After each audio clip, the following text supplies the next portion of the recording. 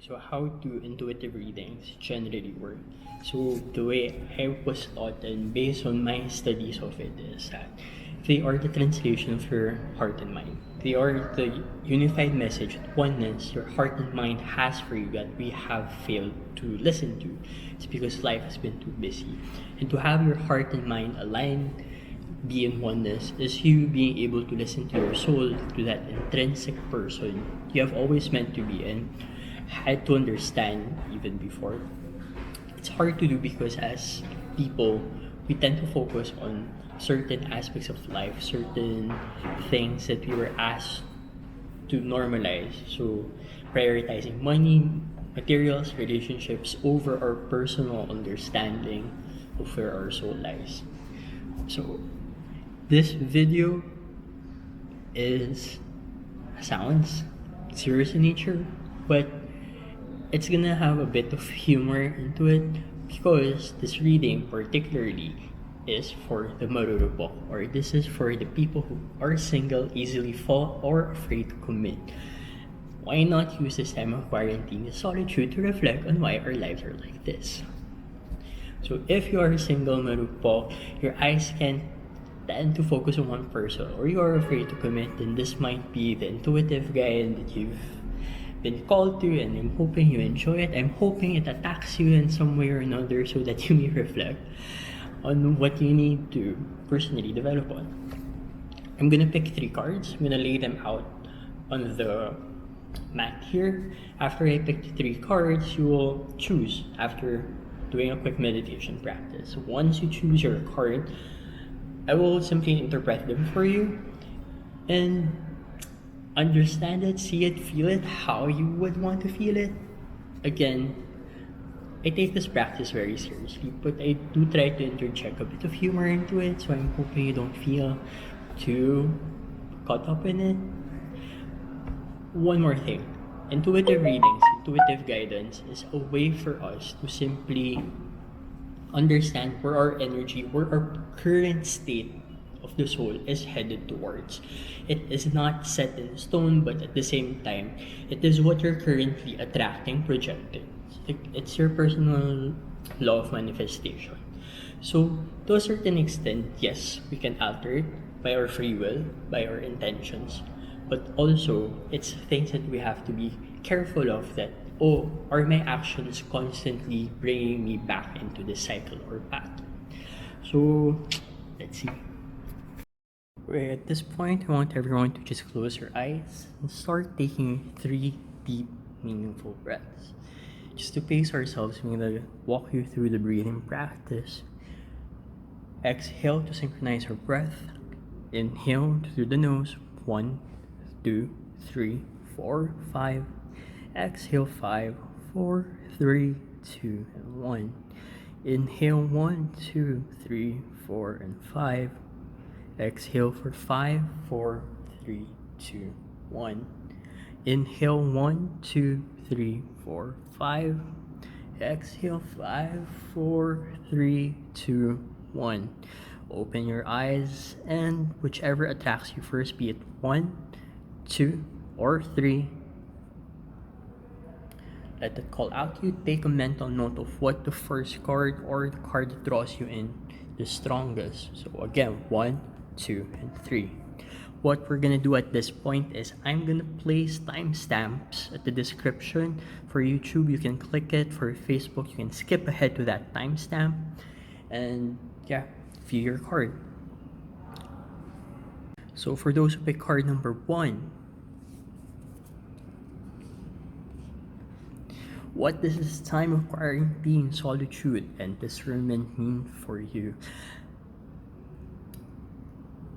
It's time to really focus on finding joy within yourself. How can you attract a partner if you yourself are not yet that fully contented and happy with yourself? Draw a picture, create a picture of who you think might be your ideal self. Write it down on a paper and see which are feasible and which ones are false ego. What does false ego mean? Pinaplastic mo lang ba sarili mo? Are you faking yourself into believing you are a certain kind of person that deserve this kind of partner when the truth is you have yet to do the work to be it?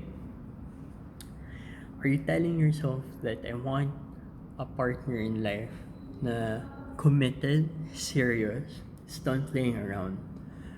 But every time you have an opportunity to date, you just take hold of people, possibly compromising your standards.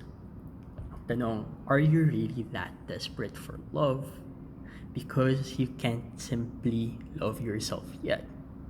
And now that you are in this forced time of discernment, solitude, use it as a stepping stone to find what it is that you need to learn about loving yourself. What are the things you need to see that you fail to see in a busy life that you can further develop? Maybe there's a part of yourself that you've simply been escaping, and now is the time to face it, learn from it, either grow with it or finally let it go. Because if not, you will keep on being let go of. Those who pick card number 2, Eight of Cups. Girl, boy, besh, bex. Is there something or someone you have yet to really let go of? Maybe the reason you aren't able to find that committed long-term soulmate life partner is because you have not let go of a certain ideal of a relationship, a certain ex, or even a certain standard of life that isn't worth holding on to. Are you comparing every person you date with someone else, or are you trying to fit them into a mold that isn't really who they are?